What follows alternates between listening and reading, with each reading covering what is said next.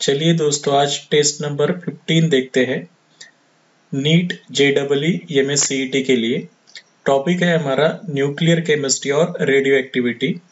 इसी video solution के लिए नीचे इसकी टेस्ट की लिंक दी वाली है, आप उसे पहले छुड़ाइए और बाद में ये वीडियो सॉल्यूशन देखिए।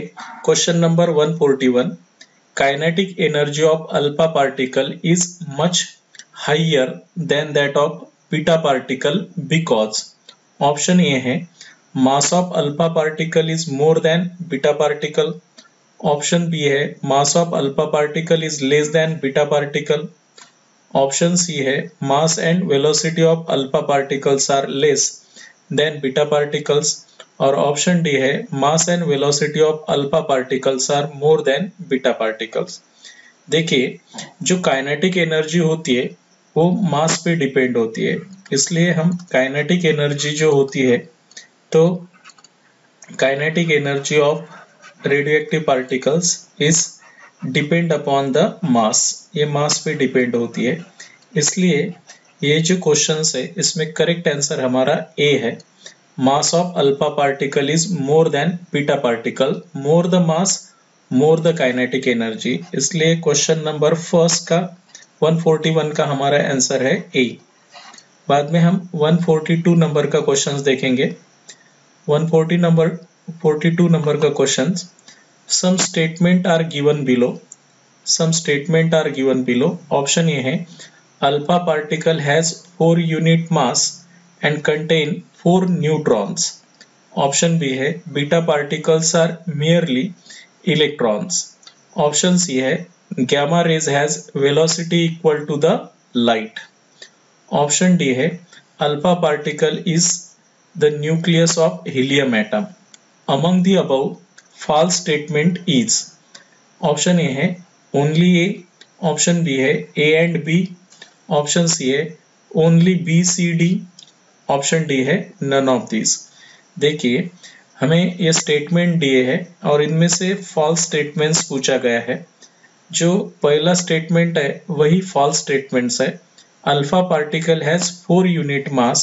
अल्फा पार्टिकल को मास 4 यूनिट होता है और उसका एटॉमिक नंबर 2 होता है, बट उसमें जो न्यूट्रॉन्स की संख्या है वो 4 नहीं होती है, इसलिए ये फॉल्स स्टेटमेंट्स है। Beta particles are merely electrons. Beta particle को हम इलेक्ट्रॉन्स ही कहते हैं, ये करेक्ट स्टेटमेंट है। Gamma rays has velocity equal to the light. Gamma rays की velocity लाइट की velocity इतनी होती है। Alpha particle is the nucleus of helium atom. ये तीनों ही स्टेटमेंट करेक्ट है, only A statements are wrong, इसलिए इसका करेक्ट आंसर हमारा ए है। फॉल्स स्टेटमेंट पूछा गया है, इसलिए इसमें का फर्स्ट फॉल्स स्टेटमेंट्स है ए। बाद में हम 143 नंबर का क्वेश्चन देखते हैं। Beta particles are. Option A helium nucleus. Option B है हाइड्रोजन न्यूक्लियर। ऑप्शन सी है इलेक्ट्रॉन। ऑप्शन डी है पॉजिट्रॉन। बीटा पार्टिकल्स जो होता है जिसपे चार्ज -1 और 0 मास होता है, same as that of electrons जिसपे -1 चार्ज और 0 मास होता है, इसलिए इसका करेक्ट आंसर हमारा सी रहेगा। बाद में हम 144 नंबर का क्वेश्चन देखते हैं। Which of the following has maximum penetrating power? Option A है अल्फा पार्टिकल। ऑप्शन बी है बीटा पार्टिकल। ऑप्शन सी है गैमा रेज। ऑप्शन डी है ऑल ऑफ दीज। देखिए, जो मैक्सिमम पेनिट्रेटिंग पावर होता है वो गैमा रेज का होता है, इसलिए हमारा करेक्ट आंसर है सी। बाद में हम 145 नंबर का क्वेश्चन देखते हैं। Radio active material do not emit. Option A है अल्फा पार्टिकल। ऑप्शन बी है बीटा पार्टिकल। ऑप्शन सी है गैमा रेज। ऑप्शन डी है प्रोटॉन्स। रेडियो एक्टिव मटेरियल जो होता है तो उसमें से ओनली गैमा, बीटा और अल्फा पार्टिकल ही इमिट होते हैं। गैमा, अल्फा और बीटा पार्टिकल इमिट होते हैं, प्रोटॉन इमिट नहीं होता, इसलिए हमारा इसमें का करेक्ट आंसर होगा D, protons. Radio active material do not emit proton. बाद में हम 146 नंबर का क्वेश्चन देखेंगे। The natural radio activity space particles are emitted? Option A है अल्फा, ऑप्शन बी है बीटा, ऑप्शन सी है गैमा, ऑप्शन डी है ऑल ऑफ दीज। जो नेचुरल रेडियो एक्टिविटी होती है उसमें से अल्फा, बीटा और गैमा ये तीनों ही रेडिएशंस एमिट होते हैं नेचुरल रेडियो एक्टिव सब्सटेंस से। इसलिए इसका करेक्ट आंसर हमारा डी रहेगा। करेक्ट आंसर हमारा डी रहेगा। बाद में हम 147 नंबर का क्वेश्चन देखेंगे। The energy of gamma rays is, option A है less than visible electromagnetic radiations, option B है greater than UV light, option C है greater than infrared light, option D है डिफरेंट फ्रॉम एक्सरे। देखिए energy of gamma rays जो होती है greater than UV light से ज्यादा होती है, इसलिए इसका करेक्ट आंसर हमारा बी रहेगा। बाद में हम 148 नंबर का क्वेश्चन देखेंगे।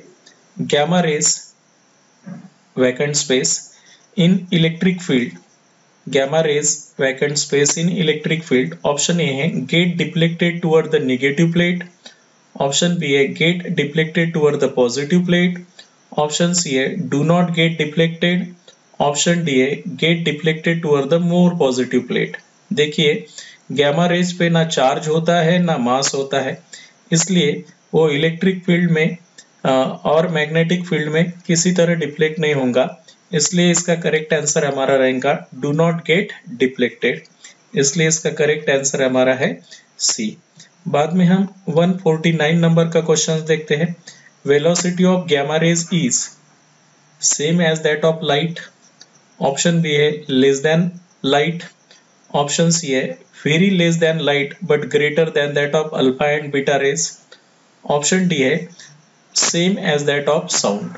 देखिए वेलोसिटी ऑफ गैमा रेज जो होती है ये सेम होती है एज दैट ऑफ लाइट,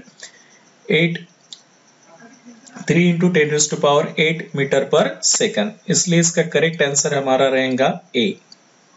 बाद में हम 150 नंबर का क्वेश्चन देखते हैं। Space raise produce maximum impact on photographic plate, option A है अल्फा, ऑप्शन बी है बीटा, ऑप्शन सी है गैमा, ऑप्शन डी है ऑल ऑफ दीज। सबसे ज्यादा फोटोग्राफिक प्लेट पे इम्पैक्ट करने वाला पार्टिकल होता है अल्फा पार्टिकल, इसलिए इसका करेक्ट आंसर हमारा ए रहेगा।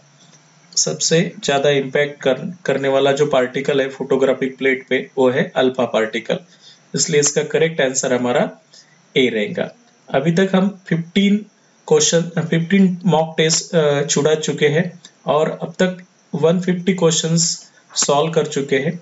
ऐसे ही नेक्स्ट टेस्ट हमारी आती रहेंगी, आप इसे सॉल्व कीजिए, आपके क्वेश्चन चेक कीजिए, जितने बार आपको प्रैक्टिस करना हो चैप्टर के उतने बार आप टेस्ट छुड़ा के ये प्रैक्टिस कर सकते हैं। Thank you.